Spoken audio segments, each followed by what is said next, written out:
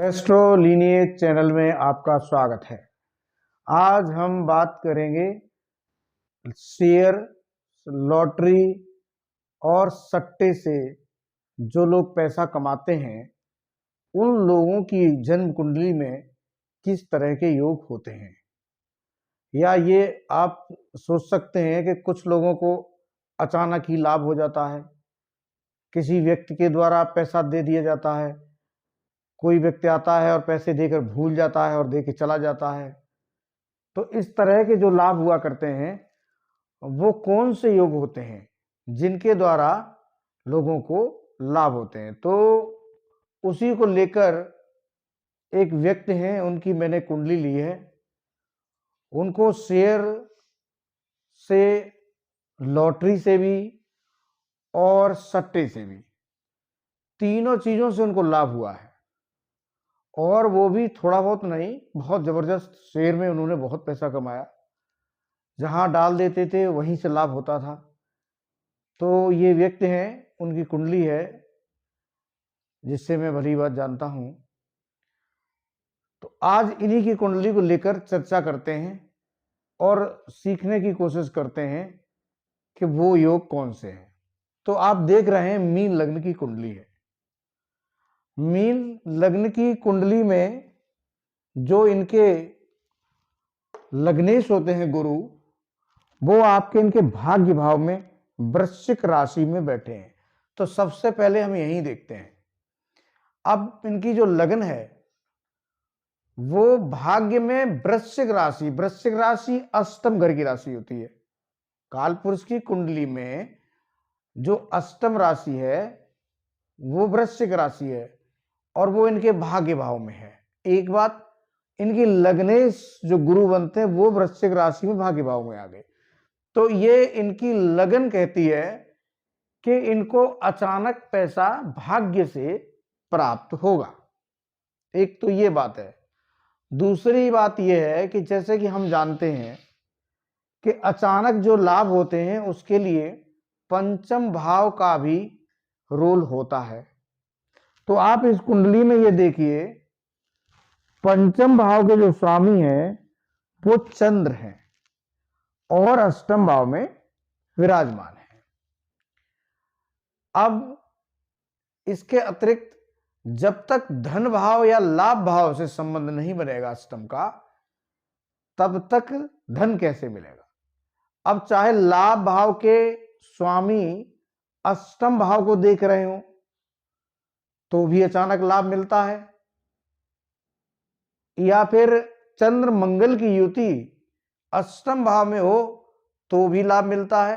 अगर मान लीजिए मीन लग्न नहीं है और किसी व्यक्ति की चंद्र मंगल अष्टम में बैठे हैं और लाभेश की दृष्टि आ रही है तो भी लाभ को लाभ होने की पूरी संभावना रहती है। लेकिन जो कन्फर्म योग हैं जिनके साथ ये होना ही है, वो जो योग हैं वो आपको इस कुंडली में दिखेंगे। सबसे पहले हम धन भाव, चूंकि बात धन की है तो धन भाव और लाभ भाव को देखते हैं। धनेश शनि है और कहां बैठे हैं, आपके लाभेश शनि है जो आपके बैठे हैं धन भाव में आके। तो लाभेश शनि अगर धन भाव में बैठे हैं, मेष राशि तो यहां नीच हो गए, लेकिन चूंकि लाभ के स्वामी धन में आए हैं तो धन तो देंगे ही, शनि है। लेकिन यहां के मंगल जो धन के स्वामी हैं वो चले गए आपके अष्टम भाव में। जो अष्टम भाव होता है वही होता है आपका अचानक पैसा प्राप्त होता है, जिसमें आपकी मेहनत नहीं होती है। वो चाहे पिता की संपत्ति से प्राप्त हो जाए, चाहे कहीं गड़ा हुआ धन मिल जाए, तो जो भी इस तरह का धन मिलता है जिसमें आपकी मेहनत नहीं लगती है वो हमेशा अष्टम भाव से ही मिलेगा। अब इस कुंडली में आप देखने की कोशिश करो कि कितने जबरदस्त योग हैं। अब जो धनेश है वो अष्टम में बैठे हैं, पंचमेश भी अष्टम में बैठे हैं, धन के कारक शुक्र और अष्टमेश के स्वामी शुक्र अष्टम में बैठे हैं।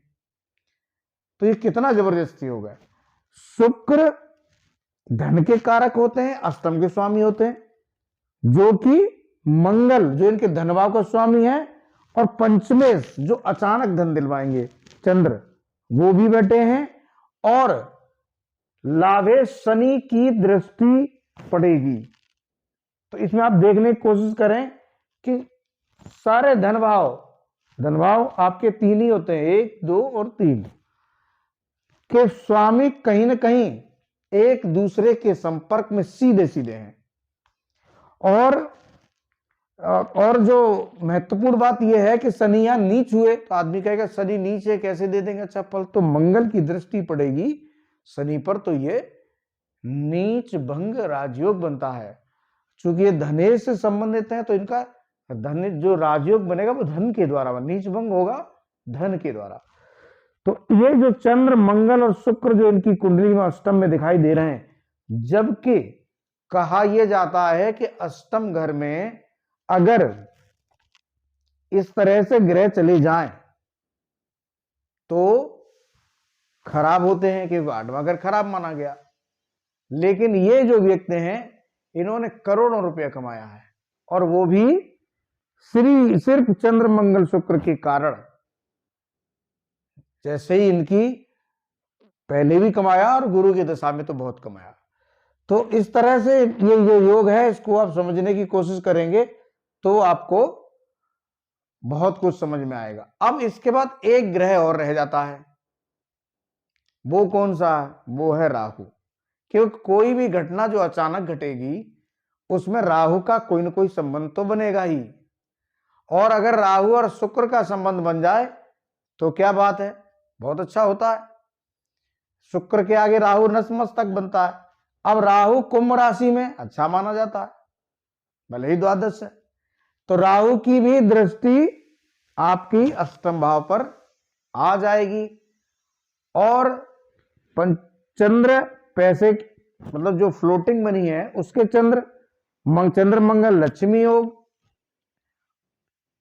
इस तरह से आप ये देखने की कोशिश करेंगे तो एक जबरदस्त योग बन जाता है।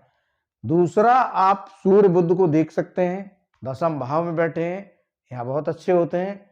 तो जब पैसा आ जाता है तो राजनीति भी करते हैं ऐसे लोग, और राजनीति में टिकट खरीद लिया करते हैं, सम्मान मिलता है, जो चाहे वो पद मिल जाया करता है पैसे की दम पर, तो वो भी इनको मिला। तो इस तरह से जो योग बनते हैं जब कुंडली में, तो बहुत जबरदस्त बनते हैं। जबकि इनका बचपन का जो समय था वो नहीं अच्छा गया, वहां परेशानी रही इनको, लेकिन बाद में इनके पास ऐसी कोई बात नहीं थी जो ना हो। क्योंकि अब देख रहे हैं गुरु जब बैठेंगे तो गुरु लग्न को देखेंगे, सूर्य बुध बैठे हैं, कितना अच्छा योग है। दशम पे सूर्य बैठे हो धनु राशि में, इससे क्या अच्छा, फिर बुध साथ हो तो और अच्छा। तो इस तरह से कुछ कुंडलियां होती हैं जो देखने में समझ में आती हैं बहुत साधारण सी, लेकिन ये कुंडलियां जिनको मिलती हैं उनके तो भगवान हाथ पकड़ लेता है, और जो चाहते हैं वो ऐसे लोगों को मिल जाता है। तो आपने बहुत कुछ सीखा होगा इस कुंडली से, और आप बहुत ध्यान से देखेंगे तो एक एक योग इतना महत्वपूर्ण है जो कि अपने आप में एक कहानी है। आप चैनल को लाइक करें। धन्यवाद।